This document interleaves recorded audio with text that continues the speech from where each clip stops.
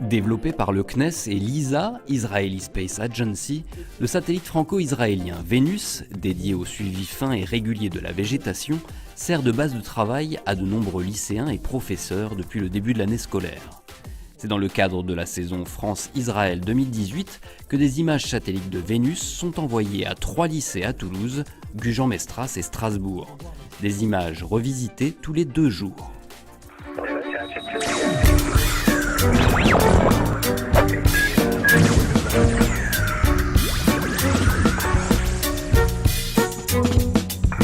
Le côté innovant du projet Vénus, c'est qu'on a de façon native, dès qu'il est en route, ce satellite, un satellite qui est sur une orbite à 2 jours, donc qui observe la Terre tous les 2 jours, ce qui permet de différencier les phénomènes d'évolution rapide que sont les nuages et les aérosols, par opposition à ce qui varie lentement, c'est-à-dire la surface de la végétation. Ce faisant, et avec une grande variété de longueurs d'onde, on peut éliminer les nuages et les aérosols des images. Le satellite Vénus doit permettre à la communauté scientifique internationale de progresser dans la compréhension du changement climatique et de ses impacts. Autre objectif, celui de sensibiliser les jeunes générations aux considérations environnementales. Nous profitons finalement de l'actualité spatiale pour attirer les jeunes vers les carrières scientifiques et finalement attirer également d'autres types d'enseignants. Là, c'était beaucoup des enseignants d'anglais. Là, nous avons les enseignants d'histoire géo, les enseignants scientifiques. Et là, on espère toucher le plus grand nombre avec les littéraires. La première ambition du projet, c'est de leur faire découvrir par un enseignement qu'on dit pluridisciplinaire, c'est-à-dire qui est réparti entre les maths, la SVT et la physique, la science un peu autrement. Et la science un peu autrement, c'est au travers d'un joli projet qui est Vénus, leur faire voir quels sont les apports de ce satellite au quotidien, dans notre vie, dans nos choix. Nous, on vient du coin de Strasbourg. La zone qu'on a étudiée, c'était plus vers Célestat, donc le Guissen, etc.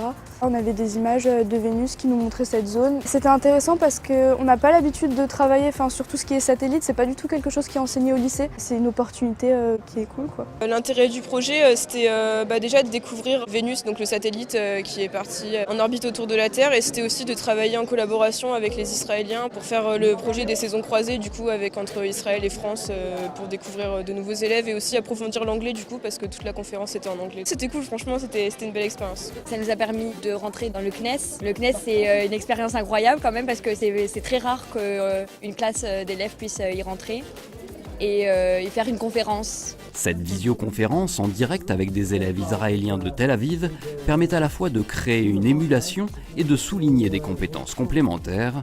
Les lycéens français en ont profité pour présenter en anglais le résultat de leurs premières analyses scientifiques des données du satellite, un échange riche. Très content que la jeune génération s'intéresse à ces thématiques de développement durable. S'ils peuvent dès à présent être sensibilisés à ces thématiques et prendre soin de la planète, c'est, je crois, une très bonne chose. Une impression confirmée par les principaux intéressés. On va étudier ce qui est l'avenir, donc conséquences du réchauffement climatique, tout ce qui va être la vie future. On est la clé de l'avenir, peut-être, on a l'avenir du monde de demain entre nos mains. Ça met en communication plusieurs pays et donc des connaissances pas les mêmes. Ça va nous aider au niveau écologique et environnemental de voir l'évolution de la Terre en fonction de nos actions. Donc oui, c'est un projet très intéressant sur plein de points différents. À l'issue d'un travail qui continuera au-delà de cette rencontre, des fiches d'études de cas seront réalisées en 2019 et mises à disposition sur les sites du CNES et du ministère de l'Éducation nationale et de la jeunesse.